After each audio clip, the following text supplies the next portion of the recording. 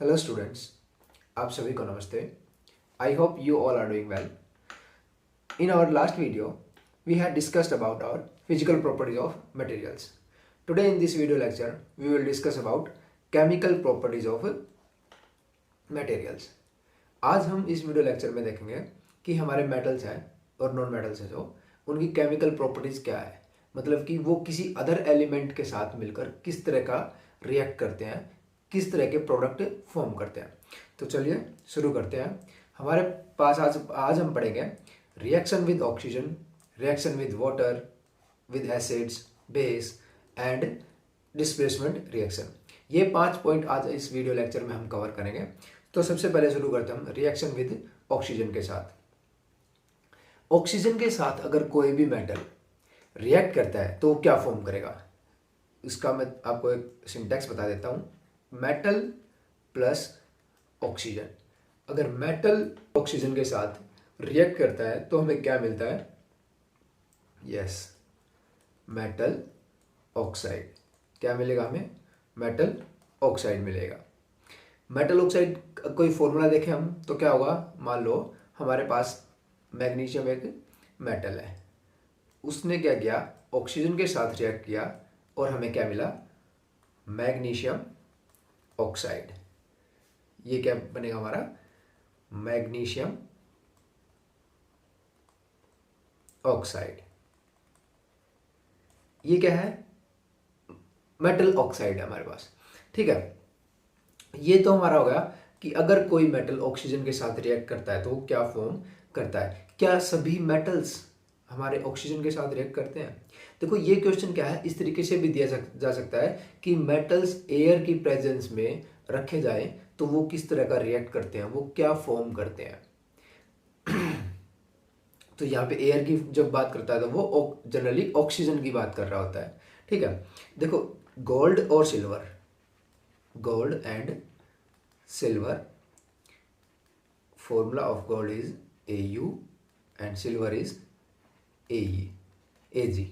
ठीक है, ये दो ऐसे हमारे नोबल मेटल्स हैं जिनको हम क्या बोल सकते हैं? Noble metals.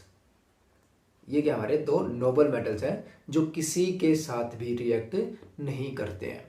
हाँ देखो, आपने चांदी जो हमारा सिल्वर है, उस सिल्वर को कभी देखा होगा कि वो ब्लैक कलर का है, हो जाता कुछ टाइम बाद। ठीक है, वो क्या होता है कि उसमें कुछ इम्प्योरिटीज मिला दी जाती हैं, क्योंकि जनरली जो प्योर सिल्वर होता है वो कैसा होता है? सॉफ्ट होता है। ठीक है, तो उसकी जब ज्वेलरी बनाई जाती है तो वो क्या है? सॉफ्ट मेटल से तो ज्वेलरी नहीं बनाई जाएगी ना, इसीलिए क्या करते हैं उसमें थोड़ा कुछ इम्प्योरिटीज ऐड कर देते हैं जिससे थोड़ी सी उसमें हार्डनेस आ जाती है। और उसी इम्प्योरिटीज की वजह से, उसी इम्प्योरिटीज के कारण जब मेटल को एयर में छोड़ा जाता है तो वो क्या ऑक्सीजन के साथ रिएक्ट नहीं करता, वो क्या करता है? एयर में प्रेजेंट सल्फर के साथ रिएक्ट कर लेता है और सल्फाइड्स बना लेता है, जिसकी वजह से जो सिल्वर है वो कैसे कलर का हो जाता है? ब्लैक कलर का हो जाता है। ठीक है, अब अगर हम रस्टिंग की बात करें, रस्टिंग ऑफ आयरन,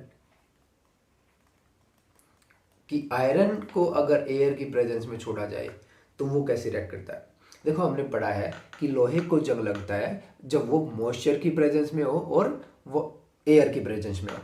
तो एयर की प्रेजेंस हमने मान लिया कि जब वो ऑक्सीजन की प्रेजेंस में हो, ऑक्सीजन के साथ किस तरह का रिएक्ट करेगा, और जब वो वाटर की प्रेजेंस में या मॉइस्चर की प्रेजेंस में आता है तो कैसे रिएक्ट करेगा। देखो, आयरन का फॉर्मूला होता है Fe। क्या होता है आयरन का फॉर्मूला? Fe। ठीक है, Fe इसके साइंटिफिक नेम से लिया गया है। तो इसकी रिएक्शन देखते हैं हम, क्या बनेगी? Fe plus O2 plus H2O। अगर ये रिएक्शन देखें हम कि आयरन को हमने जब ऑक्सीजन के साथ और वाटर के साथ मिक्स किया है तो उसने क्या फॉर्म किया? एक्चुअली उसने फॉर्म किया iron Fe2O3 plus H2 gas. ठीक है, उसने क्या बनाया? Iron oxide. क्या बनाया उसने? Iron oxide. और वो क्या कहलाएगा हमारा? Ferrous oxide. Ferrous oxide which is the formula of rust. ठीक है, रस्ट का फॉर्मूला क्या होता है? Fe2O3, जिसको हम क्या बोलते हैं? Iron oxide. ठीक है, सॉरी, फेरस ऑक्साइड। एक्चुअल में मेटल ऑक्साइड है ना, आयरन ऑक्साइड ही बोलेंगे इसको। इसके अलावा आपने कोई और ऐसा ऑक्सीडेशन देखा है अपने आसपास जिसको देखकर आपको ये लगा हो कि हाँ हमारे इस मेटल ने भी ऑक्सीजन के साथ रिएक्ट करके ऑक्साइड फॉर्म किए हैं? यस, सही पकड़े हैं।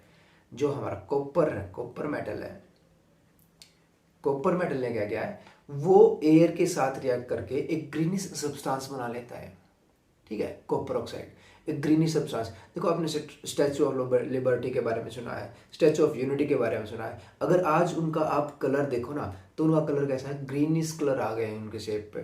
ठीक है, उनका जो कलर था, एक्चुअल जो कलर था उनका कॉपर का, ब्राउनिश, उसका कलर अब कैसा हो गया है, ग्रीन कलर हो गया, क्योंकि उस कॉपर ने एयर में प्रेजेंस ऑक्सीजन के साथ रिएक्ट करके क्या बना लिया है, कॉपर ऑक्साइड फॉर्म कर लिया है। ठीक है, तो इसका फॉर्मूला क्या रहेगा, कॉपर ने ऑक्सीजन के साथ रिएक्ट करके क्या बनाया है, कॉपर ऑक्साइड। ठीक है, कैसे कलर का होता है, ग्रीन कलर का होता है कॉपर ऑक्साइड। ठीक है, और दूसरा क्या है, copper oxygen plus CO2 plus water के साथ रिएक्ट करके क्या बना लेता है, ये बनाएगा CuOH twice plus copper carbonate. ठीक है, क्या बनाएगा, कॉपर कार्बोनेट और कॉपर हाइड्रोक्साइड।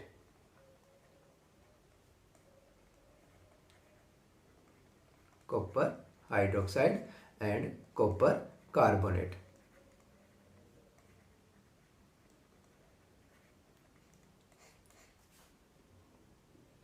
ठीक है, ये थे हमारे कुछ एग्जांपल्स जो कि मेटल्स के ऑक्सीजन के साथ रिएक्ट करने पर हमें देखने को मिले। मेटल्स जनरली ऑक्सीजन के साथ रिएक्ट करके जो मेटल ऑक्साइड्स फॉर्म करते हैं। ठीक है, मेटल्स एयर के साथ रिएक्ट करके जो मेटल ऑक्साइड्स फॉर्म करते हैं, उनका नेचर कैसा होता है, मेटल्स आर जनरली बेसिक और एसिडिक। कैसे होते हैं, एसिड होते हैं, बेस होते हैं, बेसिक इन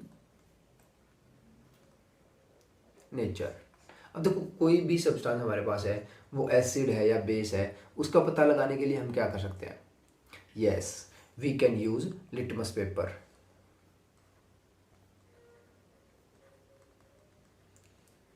लिटमस पेपर। अब लिटमस पेपर हमारे पास 2 टाइप्स के होते हैं, red litmus paper and blue litmus paper. अब अगर देखो ये पता करना है कि हमारे पास जो ऑक्साइड मिला है, ठीक है, वो उसका नेचर बेसिक है या एसिडिक है, उसका पता करने के लिए क्या कर सकते हैं हम, लिटमस पेपर का यूज करेंगे। लेकिन क्या इसमें ना कई बार कंफ्यूजन हो जाती है कि कौन से लिटमस पेपर का यूज करें, एसिड के लिए या बेस के लिए।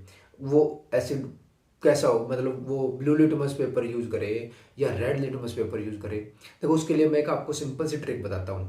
देखो वो सिंपल ट्रिक क्या रहेगी, हम शुरू करते हैं बार से।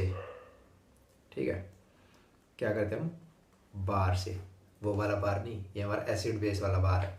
ठीक है, मतलब बी से क्या है, हमारा लिटमस पेपर है, यहाँ पे लिखेंगे हम लिटमस पेपर। यहाँ पे जो भी हमारे पास सॉल्यूशन है वो, और यहाँ पे कलर। ठीक है, हमने ब्लू लिटमस पेपर को लिया, किस में डाला, एसिड में डाला, ए से एसिड, और आर से कैसा हो गया, वो रेड कलर उसने हमें दे दिया। अगर दूसरा हमारे पास रेड लिटमस पेपर बचा, ठीक है, कैसा पेपर बचा, रेड लिटमस पेपर, अगर उसको हम बेस में डालते हैं, बेस में अगर हमने उसको डाला तो कैसा कलर देगा वो, ब्लू कलर देगा, है ना, क्योंकि blue litmus paper red colour देगा तो रेड ब्लू देता है। अब इसमें देखो ये BAR, क्या किया हमने, इसको BAR लिख लिया। ठीक है, और इस इनको फिर नीचे लिखा, जब हमने इनको क्या किया, इंटरचेंज कर दिया, मतलब R को आगे ले आए और B को पीछे ले गए, है ना।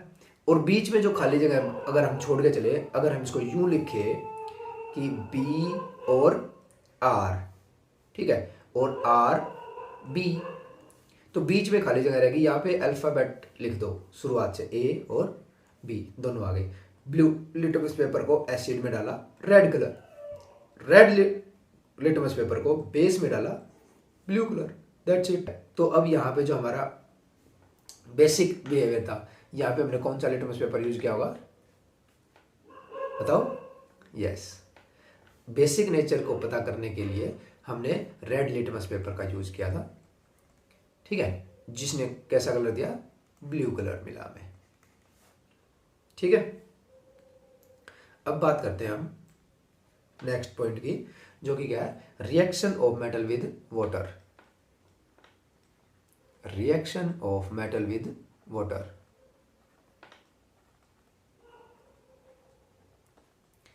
अगर कोई मेटल वाटर के साथ रिएक्ट करता है तो क्या फॉर्म करेगा वो? मान लो हमारे पास सोडियम है और ये हमारा वाटर का फॉर्मूला H2O। सोडियम और वाटर रिएक्ट करने के बाद बाय प्रोडक्ट क्या देंगे हमें? यस, ये देंगे हमें सोडियम हाइड्रोक्साइड। ये क्या रहेगा? Sodium hydroxide.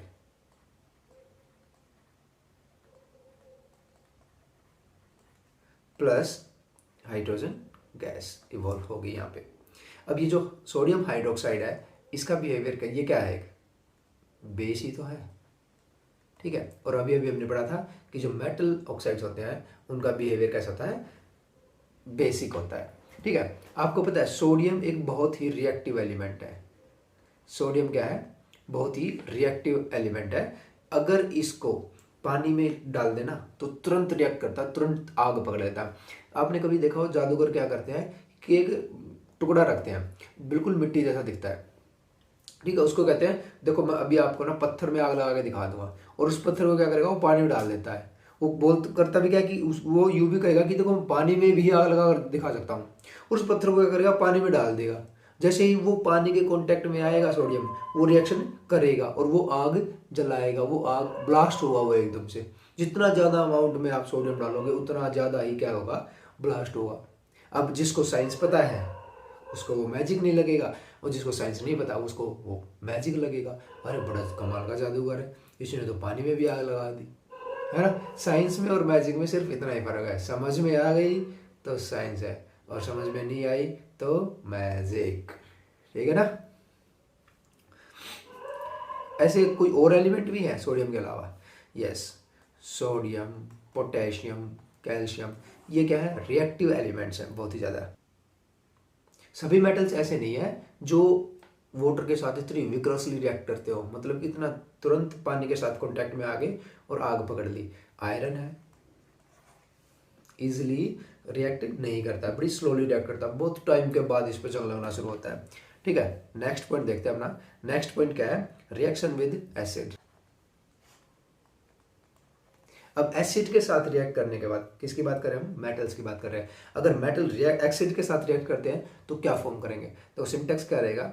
Metal plus acid gives us यानी सॉल्ट प्लस हाइड्रोजन गैस। कोई सॉल्ट प्रोवाइड करवाएंगे और कोई हाइड्रोजन गैस तो रिलीज होगी ही होगी। कोई भी मेटल अगर एसिड के साथ कांटेक्ट में आता है तो देखो हम बात करते हैं जिंक प्लस HCl।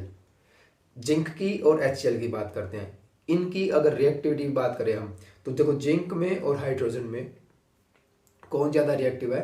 हमारी रिएक्टिविटी जो सीरीज अगर हम देखें तो वो ये होती है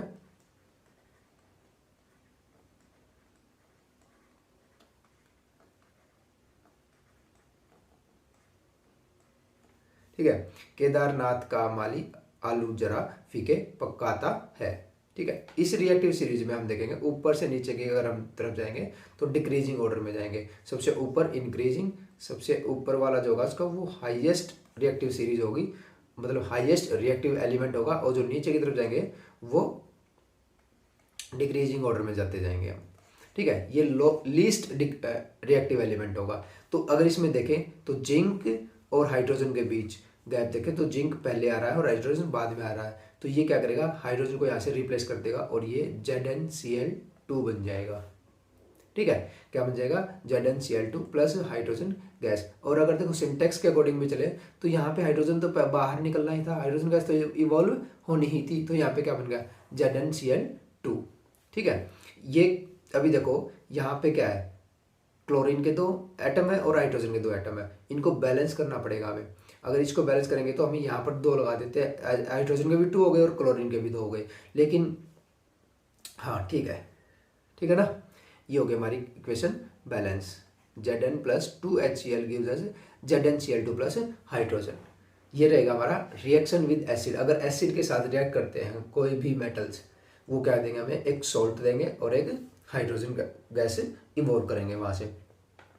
ठीक है, जब भी कोई ऐसी रिएक्शन देखते हैं हम कि मेटल्स एसिड के साथ रिएक्ट कर रहे हैं, तो वहाँ पर जो हाइड्रोजन गैस रिलीज होगी वो किस साउंड के साथ रिलीज होगी, वो पॉप साउंड के साथ रिलीज होगी।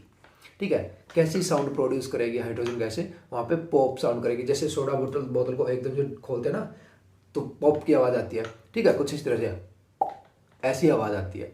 ठीक है, ये जो पॉप की साउंड आती है ना, इससे पता लग रहा है कि हमें वहाँ पर हाइड्रोजन गैस रिलीज हो रही है, जब मेटल्स को एसिड के साथ रिएक्ट करवा कर हम चेक कर रहे हैं। ठीक है, जब यह मेटल्स की एसिड के साथ रिएक्शन करवा रहे हैं तो वहाँ पर हाइड्रोजन गैस रिलीज हो रही है।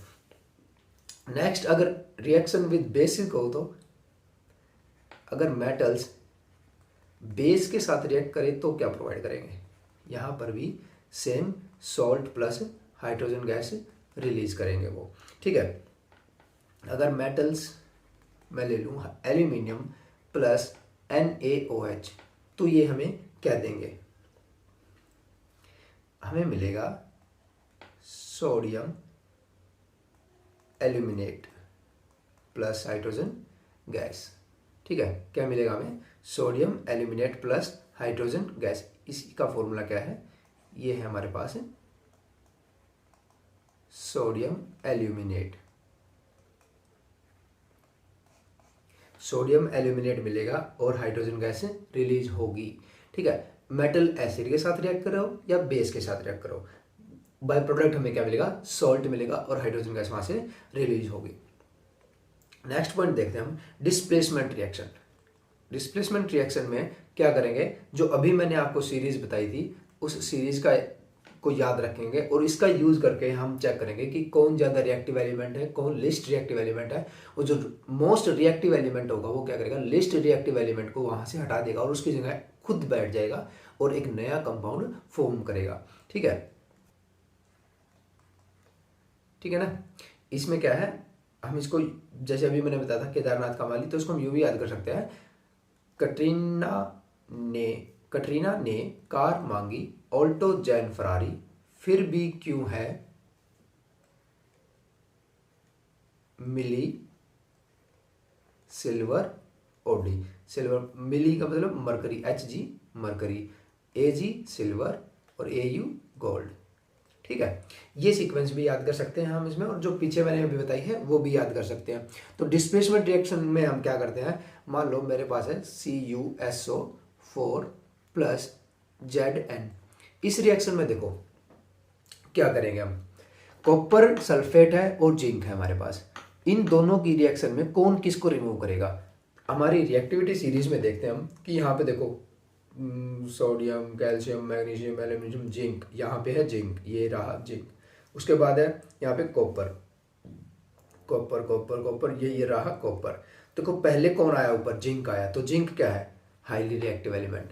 तो ये क्या करेगा, इस लेस रिएक्टिव एलिमेंट को यहाँ से रिप्लेस कर देगा कि तू चल निकल यहाँ से, अब बहुत हो गया तेरा, अब मैं यहाँ पे अपना राजपाट बनाऊंगा। तो ये आ जाएगा ZnSO4 प्लस Cu को बाहर निकाल दिया। ठीक है, ऐसी रिएक्शन कहलाएंगी डिस्प्लेसमेंट रिएक्शन। ये क्या बन जाएगा, जिंक सल्फेट।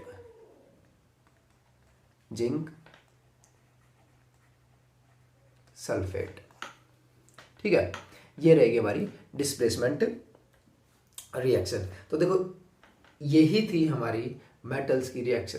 ठीक है, मेटल की केमिकल इक्वेशंस जो थी, केमिकल प्रॉपर्टीज जो थी, वो किस किस तरीके से किसी एलिमेंट के साथ, किसी दूसरे मेटल के साथ, या किसी एसिड के साथ, किसी बेस के साथ, वाटर के साथ, एयर के साथ रिएक्ट करने के बाद हमें क्या क्या बाय प्रोडक्ट प्रोवाइड करवाता है। तो ये थे हमारे chemical properties of metals. Next video में हम करेंगे chemical properties of non metals. तब तक के लिए जय हिंद।